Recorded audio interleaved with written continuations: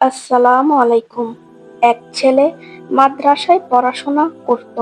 ছেলেটা মাদ্রাসায় যাওয়ার সময় একটি মেয়ে সব সময় তার দিকে তাকিয়ে থাকে, তার সাথে কথা বলতে চায়, কিন্তু ছেলেটি কোনো বেগানা নারীর দিকে তাকাতে চায় না কথা বলতে। হয়তো এরকম এবং মেয়েদের দিকে তাকানোর অনীহা দেখে সেই মেয়েটি আরো ক্ষিপ্ত হয়ে ওঠে। একদিন মেয়েটা ছেলেটিকে তার খালি বাড়িতে ডাকলো, কিন্তু ছেলেটি রাজি হলো না। কিছুদিন পর মেয়েটি একটা কৌশল খাটালো। মেয়েটা তাদের এক দাসীকে শিখিয়ে দিল যে ছেলেটাকে বলবে যে এ বাড়িতে একটা ছোট বাচ্চা আছে, বাচ্চাটা খুব কান্নাকাটি করছে, আপনি একটু এসে বাচ্চাটাকে সূরা কালাম পাঠ করে ঝাড়ফুঁক দিয়ে যান। দাসীটা মিথ্যা কথা বলে ওই মাদ্রাসার ছেলেটাকে বাড়ির ভেতর নিয়ে গেল।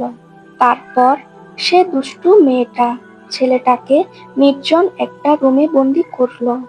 ছেলেটার কাছে নিজেকে সঁপে দিতে চাইল, কিন্তু সেই ছেলেটি চাইল না কোনো অবৈধ কিছু করতে।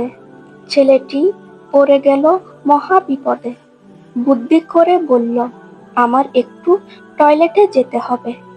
মেয়েটি বলল, যাও, তবে দ্রুত ফিরে আসবে।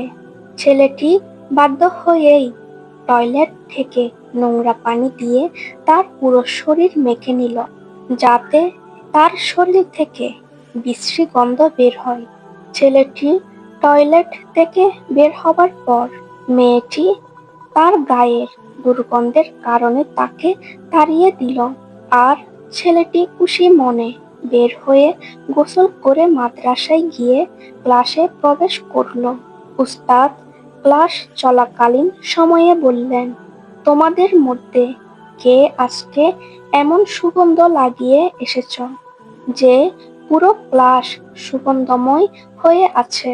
ছেলেটা ভয় পেয়ে গেল।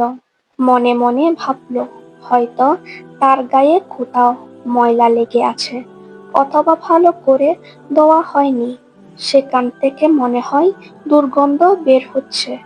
সে মনে করল, ক্লাসের মধ্যে উস্তাদ তার গায়ের দুর্গন্ধকে উপহাস করে সুগন্ধ বলছে না তো।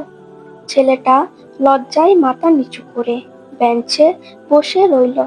এদিকে কোনো ছাত্র জবাব না দেওয়ায় উস্তাদ অবাক হলেন এবং পরীক্ষা করার জন্য একজন একজন করে উঠে আসতে বললেন। আশ্চর্যের বিষয়, কারো কাছেই এই সুগন্ধ পাওয়া গেল না। অতঃপর উস্তাদ দেখলেন একটা ছেলে ক্লাসের সর্বশেষ বেঞ্চে মাথা নিচু করে বসে আছে। উস্তাদ ছেলেটাকে কাছে ডাকলেন। ছেলেটা কাছে আসলো। উস্তাদ খেয়াল করলেন যে এই ছেলেটার কাছে থেকেই এত সুগন্ধ বের হচ্ছে। উস্তাদ ছেলেটাকে প্রশ্ন করলেন, তুমি এ সুগন্ধ লাগিয়ে এসেছ, কিন্তু আমাদেরকে বলছো না কেন? বলো, এই সুগন্ধ কোথায় পেয়েছ? ছেলেটা তখন ভয়ে কাঁদতে আরম্ভ করলো।